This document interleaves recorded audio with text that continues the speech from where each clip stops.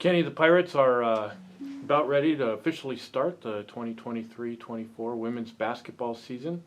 A lot of new faces on this team.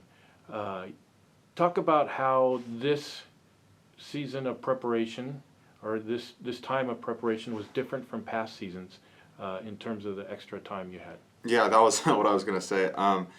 Being able to have the 8 extra days of exposure was really, I think, a key benefit, mainly for the new players, like you mentioned. Obviously, when you graduate a class, it's always going to be a little bit of kind of influx of new people, as well as just adjusting and somewhat of a learning curve for the new talent, as well as really just new leadership positions and roles kind of all across the roster. But having those opportunities, over the previous 3 weeks prior to practice actually kind of kicking off was really nice for us to be able to really catch the new people up to speed and get them involved, as well as kind of establish some of the old habits from last year that we want to keep going forward with.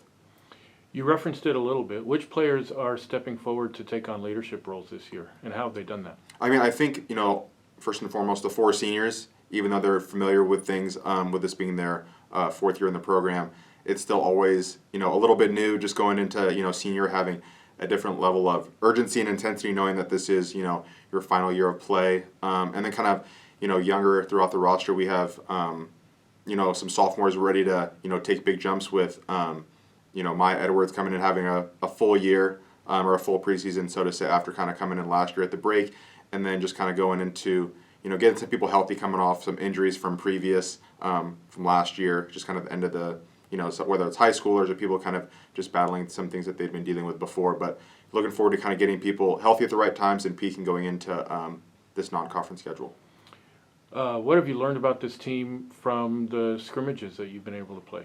Yeah, I was really pleased with our performance last Monday against a strong, Carroll opponent. That's a powerhouse at the NAIA level, and really not knowing how we would kind of show up and respond against their size. And like I said, they're a really good program, and that kind of raised what my expectations were of that we're able to raise our level to those kind of teams. And it's like we need to have that same focus, urgency, effort, and intensity no matter who we play. So it's nice to see that we could start things off on that much of a positive. And then playing against Spokane here this past Friday was obviously not as talented of a group, just battling some injuries and roster size things, kind of like we are as well. But just kind of working on ourselves was the main focus for Friday, and just kind of learning that there are a lot of things we need to get better at, but also that we're at a better spot than we were last year when things started up. So things are going to start up this weekend down in Walla Walla. Talk about who you're playing and what you know about them. Yeah, we have Sul Ross State and UC Santa Cruz. Obviously, we saw UC Santa Cruz down at their place last November, and they're a team that lost 2 key seniors, but we just know that they're a really well-coached group. They've been a solid program for a long time, and what they do isn't going to change a bunch. Just kind of the people in the jerseys is a little bit of an adjustment, and we're going to take a lot of time, over this past weekend and then today and tomorrow, kind of looking at what the prep looks like for this weekend. And really, it's going to be kind of like non-conferences for most sports, just kind of seeing what you have when the games matter and the lights are on. So really just a learning opportunity, but obviously want to come out with 2 positive results this weekend.